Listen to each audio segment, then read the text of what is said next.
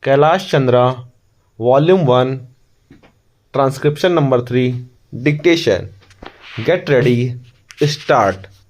I am thankful to you for having given me this opportunity, long last, to say a few words on the budget.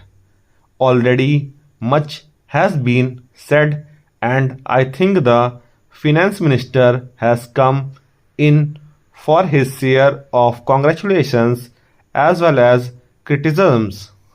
So there is not very much to say, but I should like to say a few words. The increased development expenditure and the absence of any new taxation has earned for the budget a good response even from the businessmen. I especially welcome the relief given to the middle classes by raising the exemption limit of income tax in respect of personal income. No doubt this is some relief to the middle classes, but I would request the finance minister if he could to raise this exemption limit from rupees 4,000 to rupees 6,000, as that would give substantial relief to the middle classes. I am indeed glad that the Taxation Inquiry Commission has been appointed with Dr. John Mathai as the chairman, and I am sure that many of the vexed problems may be solved through this commission. At the same time, I would request the finance minister to put off the state duty bill for the present, since this inquiry commission has been appointed and they may go into this question.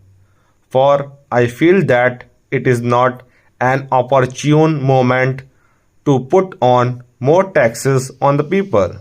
Already, as Mr. Gadgil has pointed out, there are so many taxes on the people.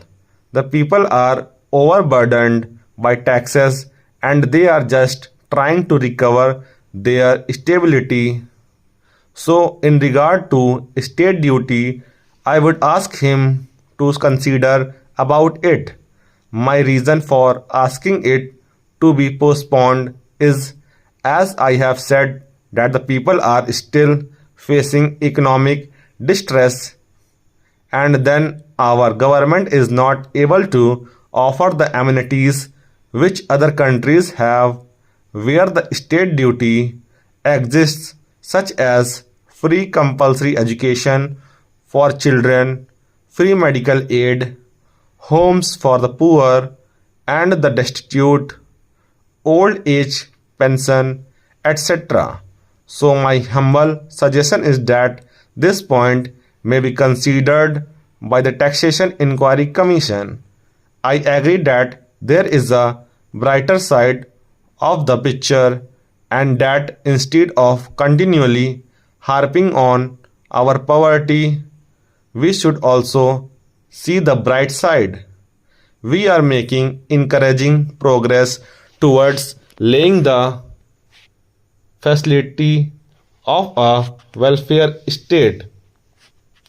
With the cooperation of all and the implementation of the 5-year plan, I am sure, sir, that we should be able to lay the foundations and fulfill the dreams of India. It is indeed encouraging to know from the finance minister that there is a tendency of lowering food prices all over the world, and in that case the prices in our country too would be lowered. Regarding defense, for obvious security reasons, I do not agree with my friends who say that the expenditure should be curtailed. It is not advisable to take any undue risks and slacken the defense arrangements. Indeed, defense is one of our valuable assets, although strange to say there seems to be adverse opinion in some quarters. I agree with what General Cariappa once said, that God and army are remembered only when There is trouble.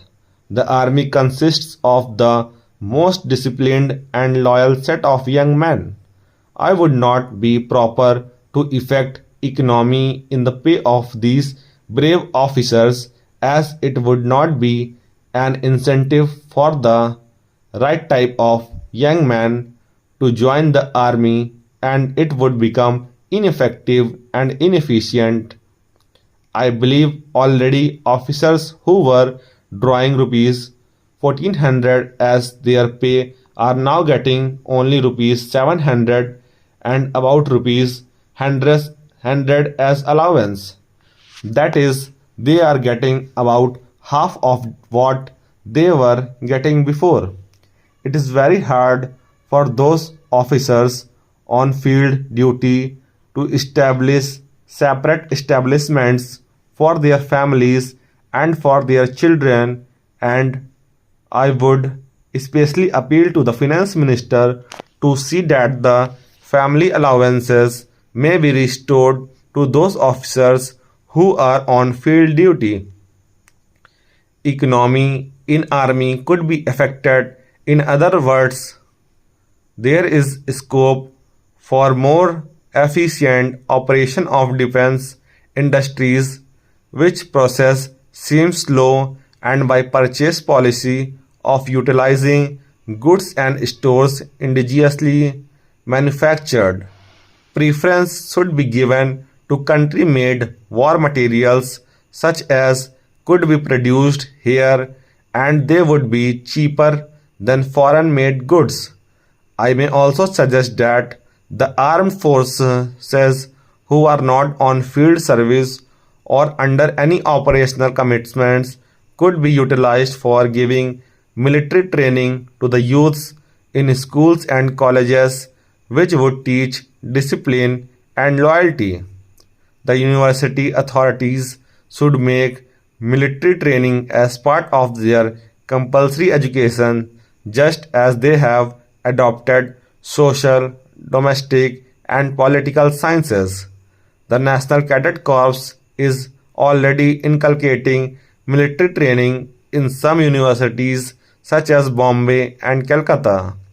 But if military training is made compulsory for our university students, it will go a long way. Stop.